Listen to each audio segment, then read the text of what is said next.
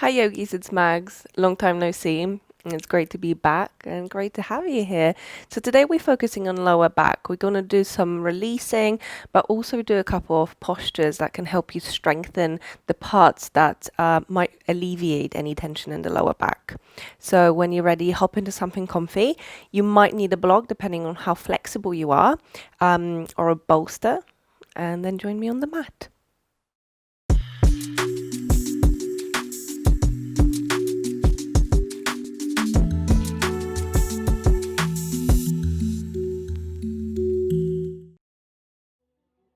So we're going to start the practice in child's pose. So come onto your knees.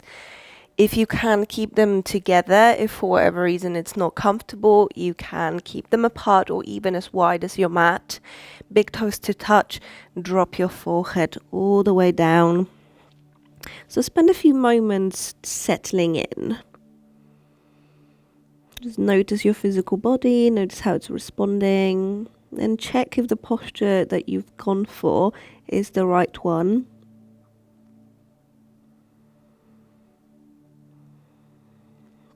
And bring your awareness to your physical body and in particular your lower back.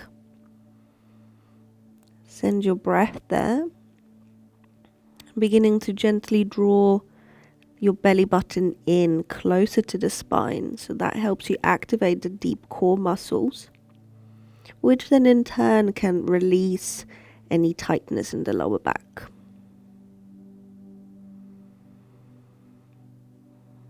Start breathing deeply. So as the diaphragm is constricted, try to send your breath into the sides of your body, into the space between your shoulder blades,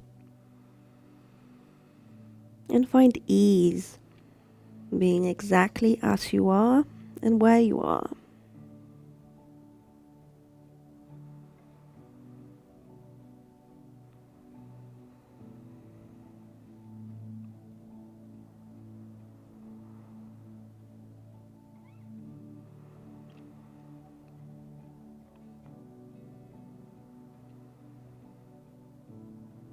So 3 more rounds of breath here. So this gentle flexion in the spine, this rounding in your back, can help to lengthen the muscles, which obviously will bring some comfort into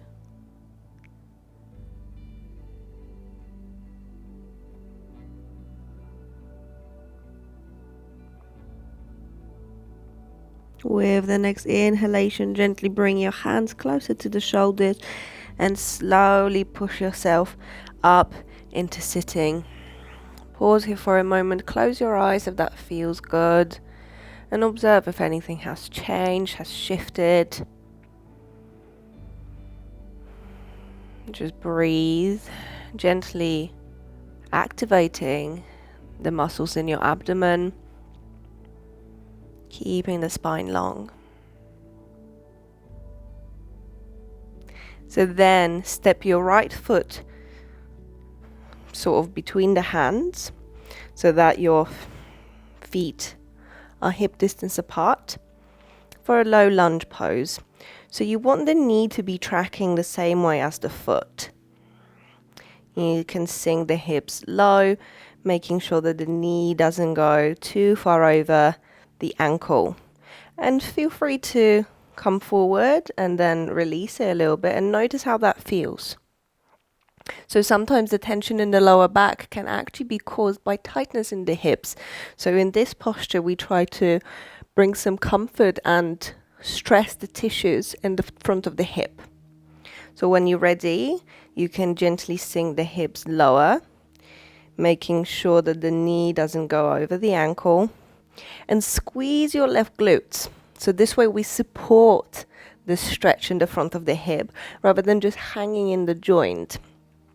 And by activating the muscles in the glutes, then we maintain the right postural alignment in the hips, which is crucial when it comes to working with the lower back. If you're up for a balance challenge, inhale your arms over the head and look up. Sink your hips low, keep squeezing your left glute. And then as you exhale, frame the foot, stay on the fingertips, come back to all fours, and then step the left foot through or give yourself a helping hand.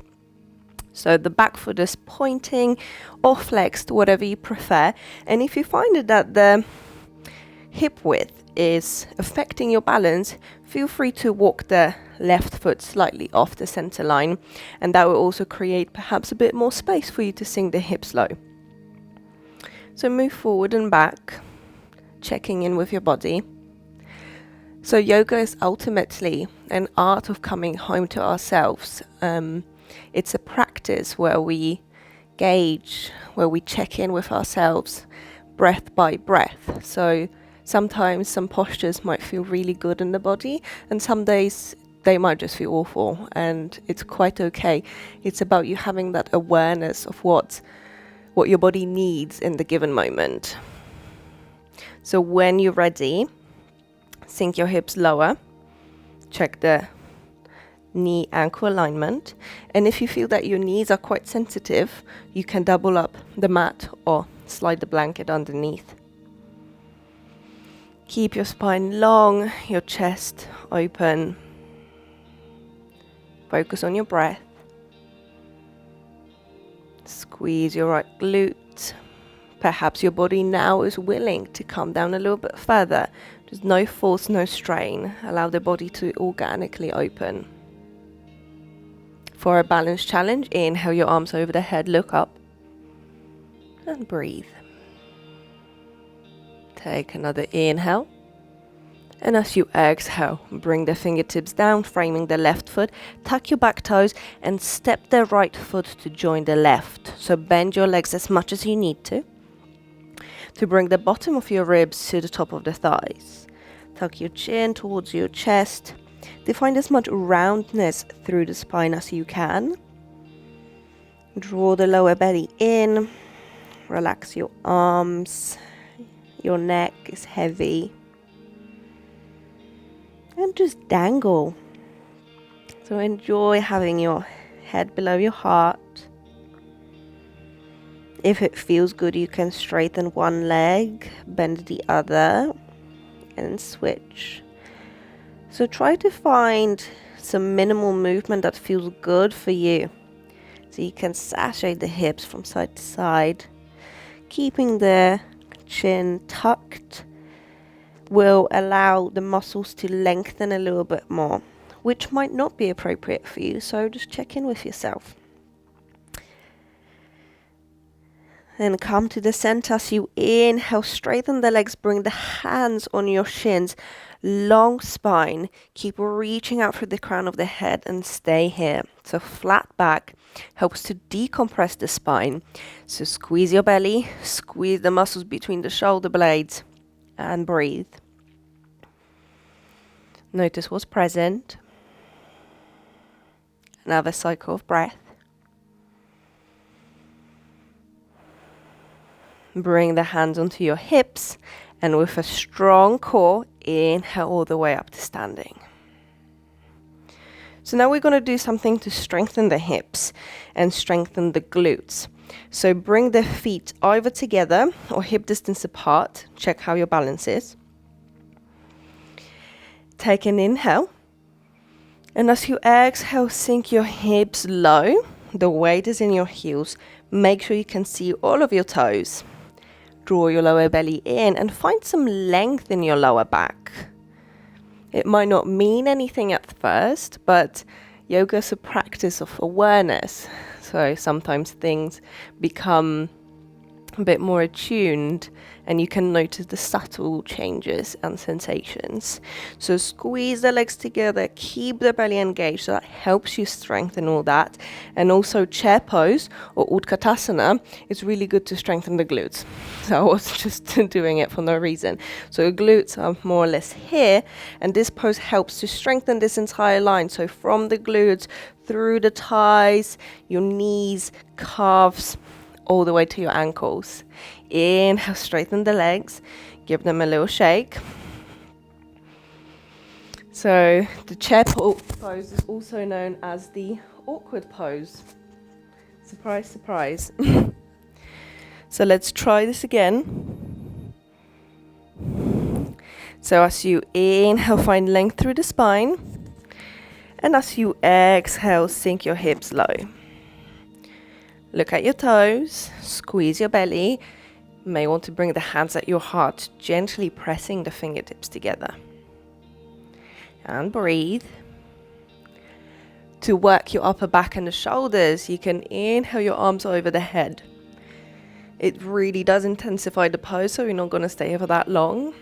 Keep pressing down through the heels. And as you inhale, straighten the legs. Give them a little shake. Then spread your left toes really wide. Press down through that leg so you can begin to move the weight onto your left leg. So lift the right heel and check how your balance is. If it's okay, then you might want to lift the entire foot off the mat. Is everything okay? Then lift it even higher. So squeeze your belly, lift the knee as high as you can, and that also helps you strengthen the glutes and also coordinate your balance and the hip alignment, which can strengthen your lower back. So stay here and breathe. Bring the hands at your heart. One more deep cycle of breath. So inhale. Exhale. And bring the right foot down. Shake the legs. Do whatever feels good. Be silly if you want to. And switching to the other side. So lift your toes and one by one bring them all the way down. So this helps you activate the muscles in the sole of the foot. Press down through the outer edges of the foot as you transition the weight onto the right leg. So check how your balance is. If this is enough, if you're happy here, then it's perfect. You're still firing this line to strengthen the hips. If, however, your balance is okay, you can lift the leg all the way up. Embrace the wobbles. One side is usually more stable or balanced than the other. So this is the time to practice equanimity. So the act of not judging our experience, just simply embracing it.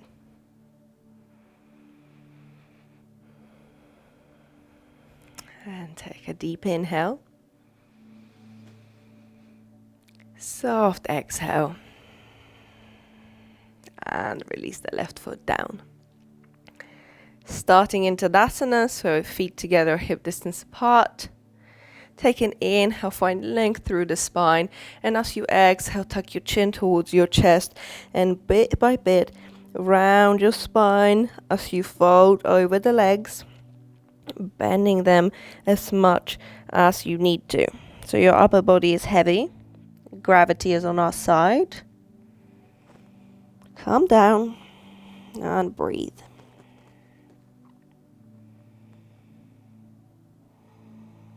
Bring your awareness to your lower back, to your hips.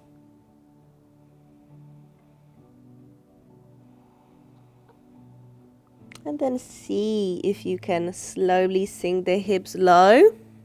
And this is what you might need the block for. To come into Malasana or the garland pose. So you need to widen the stance. Your feet are more or less 45 degrees out. The knees are tracking the same way as the feet. And you sink your hips low. So this is a really big hip opener, and also it helps to stretch the adductors. You can sit on the block, which still helps you stress these tissues, and then in turn support some release in the lower back. If, however, you're comfortable here, then sit. Bring the hands at your heart. Gently push the elbows into the legs whilst you squeeze the legs in. So we're strengthening the muscles in the lengthened position. That's a really good bit for hip conditioning. Take another breath in. And then as you exhale, whichever way you like, come down to sitting on the mat with the legs in front of you. So quickly we'll come into seated pigeon. So in terms of lower back release, sometimes if it's already inflamed or your piriformis, or like the muscles that are linked to sciatica, releasing them might not actually do that much, or it can aggravate it. So just see what works for you. If you want to try it, feet hip distance apart, more or less, bring the hands behind you and then cross the left leg over the right. So we push the left knee out to create a shape of figure 4. And then you can walk the foot in, slide the bum in closer, so you can feel the release or something happening before it's actually released. Keep the chest open, bring the hands wherever it feels good. I actually find it better with the fingers pointing towards where I'm looking. Take another breath in, the left foot is flexed. And then as you exhale, round your back so you can release the top leg and start, in a wider stance, because no two sides are ever the same. Cross your right leg over, flex the right foot, push the right knee out, and check how it is. Is something working? If not, then you can perhaps deepen the stretch. Just never push, never go beyond your limits. Spine is long, support yourself with the hands. Send your breath to where you feel most sensations. And then gently round your back, release. And we're going to come down onto our backs. Draw the knees towards your chest, and you can either cup them, hug the back of the thighs, do what feels good. Feel the weight pressing into the mat. Keep your breath calm and steady.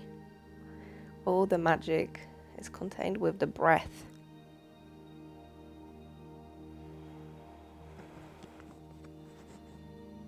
And then draw the knees close towards your chest. Lift your forehead off the mat and bring it as close to the knees as you can. So this way you strengthen the abdominal muscles as well as lengthening some of the muscles in the lower back. 2 more cycles of breath.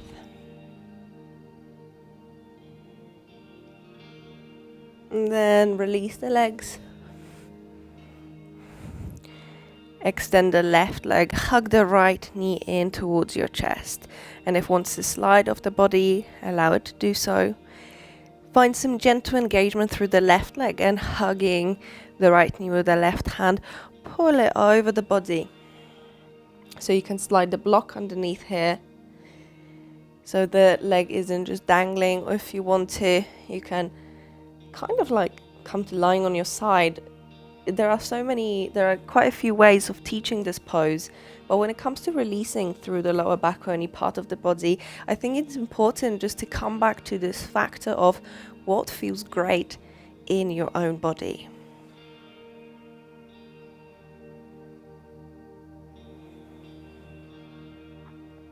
So breathing in, come back to the center, and switch the legs. So right leg is extended. Gently press it down into the mat. Hug the left knee in wherever it wants to go. And then gently allow it to travel to the other side of the mat. So find where you want to be. And if the leg wants to dangle and kind of be suspended, then allow it to do so.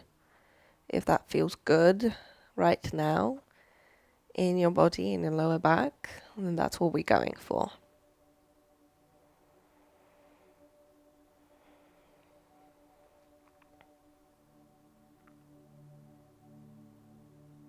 And breathing in, return to the middle. Bring the feet as wide as the mat and allow the knees to knock in towards each other. You can bring the hands into the hip crease. gently press the lower back into the mat. Close your eyes and breathe. So this is a constructive rest pose, which is an alternative to Shavasana. So if you ever feel like your lower back is experiencing some discomfort, then this is where you want to go. And also this is really good to release the psoas, the deep hip flexors. So send your breath into your belly. Exhale, release. 3 more rounds of breath. Really push the belly into the hands. And exhale, let go. So 3 more rounds. Embrace your Buddha belly. Everyone's got one. It's perfectly fine. And enjoy the depth and the fullness of the breath.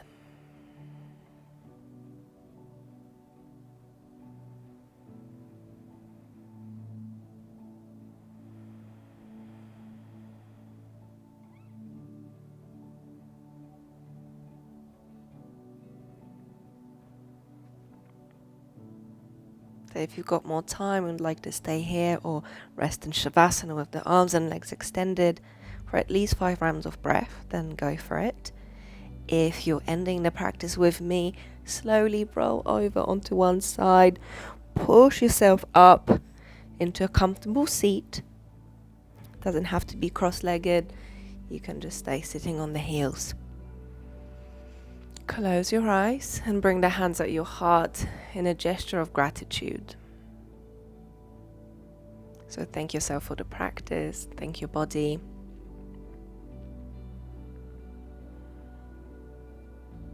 Notice if anything has shifted or changed. In particular, bring your awareness to the lower back.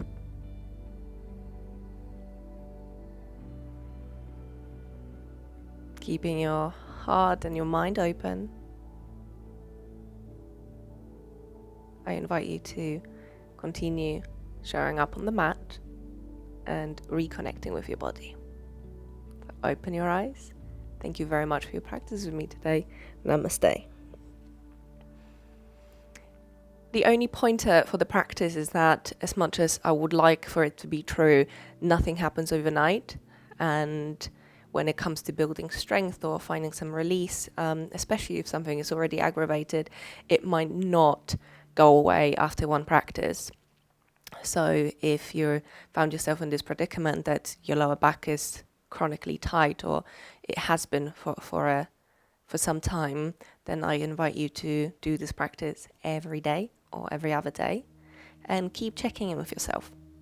So let me know if you have any questions. If you'd like to subscribe, then go for it. And I hope to see you again soon. Take care.